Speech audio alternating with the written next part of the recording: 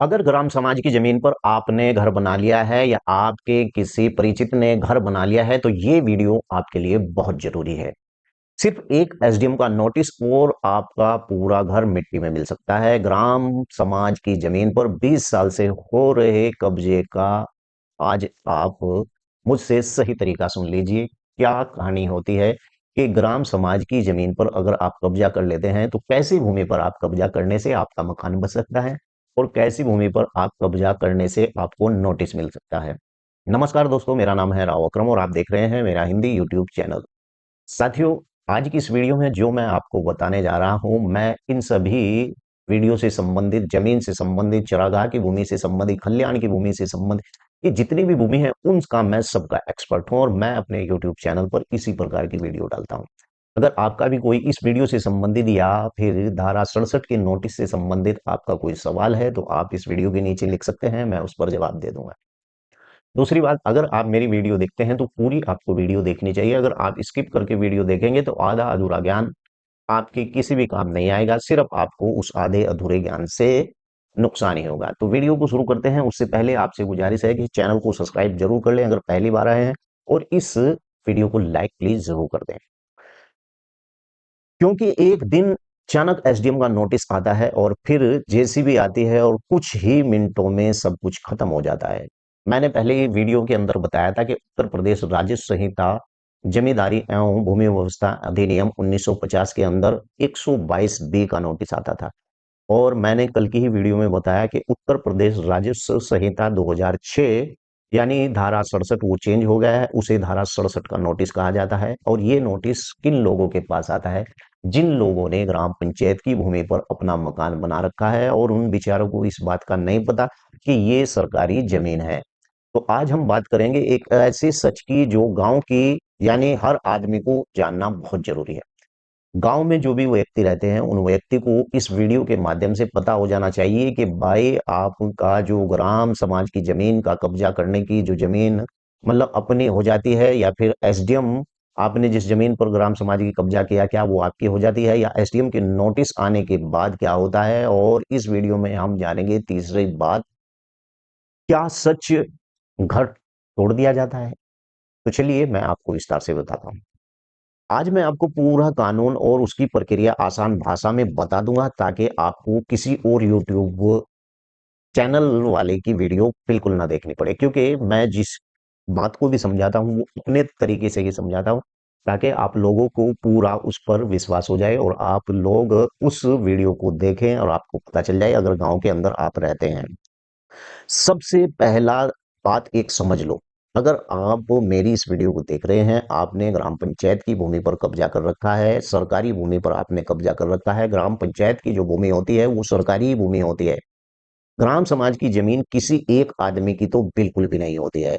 ये जमीन पूरे गांव की होती है भाई, और इस भूमि को स्वानिक उपयोग की भूमि कहा जाता है।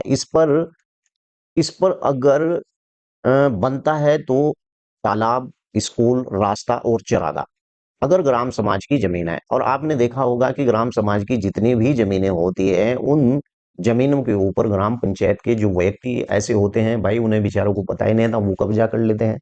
भाई तालाब की भूमि पर आपने कब्जा कर लिया तो तालाब की भूमि पर कब्जा कभी भी नहीं चलता है। ऐसे ही चरागाह की भूमि अगर आपने कब्जा कर उस पर मकान बना रखा है तो भाई एक दिन आपको नोटिस जरूर आएगा और वो नोटिस आपके सभी सपने और दावे खत्म कर देगा। अब बात करते हैं कि इस ग्राम पंचायत की भूमि के ऊपर कंट्रोल किसका होता है। कंट्रोल होता है लेखपाल का, कानूनगो का, एसडीएम का, और साथ ही आपके गांव की भूमि प्रबंधक समिति। ग्राम पंचायत के प्रधान के अधिकार में एक समिति आती है जिसे भू प्रबंधक समिति कहा जाता है। और इस भूमि प्रबंधक समिति का काम होता है लोगों को भूमि के पट्टे आवंटन करना। लेकिन यहां पर मैं आपको बता दूं कि सबसे बड़ा झूठ क्या है जो लोगों के दिमाग में होता है कि गांव में एक बात बहुत फैली हुई होती है, और वो बात क्या होती है कि हम 15 या 20 साल से रह रहे हैं, अब जमीन हमारी होगी। लेकिन सच्चाई क्या है मैं आपको बताता हूँ। अगर ग्राम समाज की भूमि पर आपने 50 साल से कब्जा कर रखा है या फिर जमीन आपकी नहीं हो सकती, अगर आपने उस भूमि के ऊपर कब्जा कर लिया और वो भूमि स्वार्निक उपयोग किया जाए, तालाब, चरागाह या फिर इस प्रकार की भूमि होती है जो स्वानिक उपयोग के काम में लाई जाती है, गांव के काम में लाई जाती है, तो इस भूमि पर अगर आपने 50 नहीं 100 साल भी कब्जा कर लिया तो तब भी आप इस भूमि के मालिक नहीं से हो सकते। लेकिन ये बात ग्राम पंचायत के लोगों के दिमाग में बैठी हुई होती है, यार 20 30 50 साल हो गए हैं, ऐसी जमीन पर कब्जा कर लिया तो ये जमीन आपकी होगी। नहीं भाई, ये जमीन आपकी बिल्कुल भी नहीं हो सकती है, क्योंकि कानून साफ कहता है कि ग्राम समाज की जमीन सरकारी जमीन होती है और इस पर कोई भी मालिकाना हक बिल्कुल भी नहीं बन सकता। अब मैं आपको बता दूं कि एक दिन अगर कोई व्यक्ति आपकी शिकायत कर देता है तो लेखपाल आपके पास आता है और आपका नाप यानी फोटो लेता है कि आपने कितनी भूमि के ऊपर कब्जा कर रखा है। इस प्रकार से वो फोटो लेता है, उसकी पैमाइश करता है, फिर आता है बाद में एसडीएम। और एसडीएम जैसे ही आता है सबसे खतरनाक कदम उठाता है और एसडीएम का नोटिस लिखा होता है कि उस नोटिस के ऊपर के बताओ कब्जा क्यों न हटाया जाए। यानी जो एक नोटिस आता है सिर्फ, और उस नोटिस में यही लिखा हुआ होता है कि हमें ये बताइए कि आपका कब्जा क्यों ना हटाया जाए। अब भाई उसमें 15 दिन का समय होता है, अगर 15 दिन के समय के अंदर आपने ये बात साबित कर दी कि भाई इसलिए हमने इस भूमि पर कब्जा किया था क्योंकि ये भूमि हमारे बाप दादा की है, अगर आप इस बात को 15 दिन के अंदर नहीं साबित कर पाए तो फिर बुलडोजर आएगा और भाई एक नोटिस में ही खेल खल्लास हो जाता है। उसके बाद मैं आपको बता दूं कि अगर कब्जा गलत निकला तो एसडीएम आदेश देता है आप तुरंत वहां से अपना कब्जा हटा लो। और जेसीबी एक्शन यानी कि इस प्रकार से होता है, अगर आपने खुद नहीं हटाया उस मकान को एसडीएम के आदेश के बाद तो जेसीबी आती है और पुलिस आती है और आपका घर यानी कि आपकी आंखों के सामने तोड़ दिया जाता है।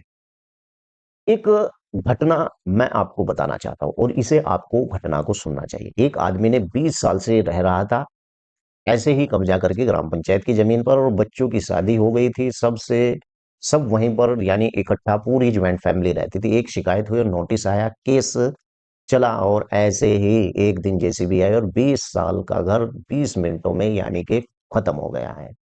तो इस प्रकार से आप सोच रहे हैं कि कोई कुछ नहीं करेगा, हमारा कब्जा पुराना है, तो ये सोच आपकी बहुत खतरनाक हो सकती है। सरकार जब एक्शन लेती है तो कुछ भी नहीं वहां पर छोड़ती है। ग्राम समाज की जमीन गरीबों के गांव के काम के लिए होती है, लेकिन जब कोई उस पर कब्जा करता है तो वो पूरे गांव का हक छीन लेता है। और बस याद रखो कि एक नोटिस और सब कुछ खत्म। अगर आप भी इसी कैटेगरी में आते हैं तो एक नोटिस भी आपके पास में आएगा।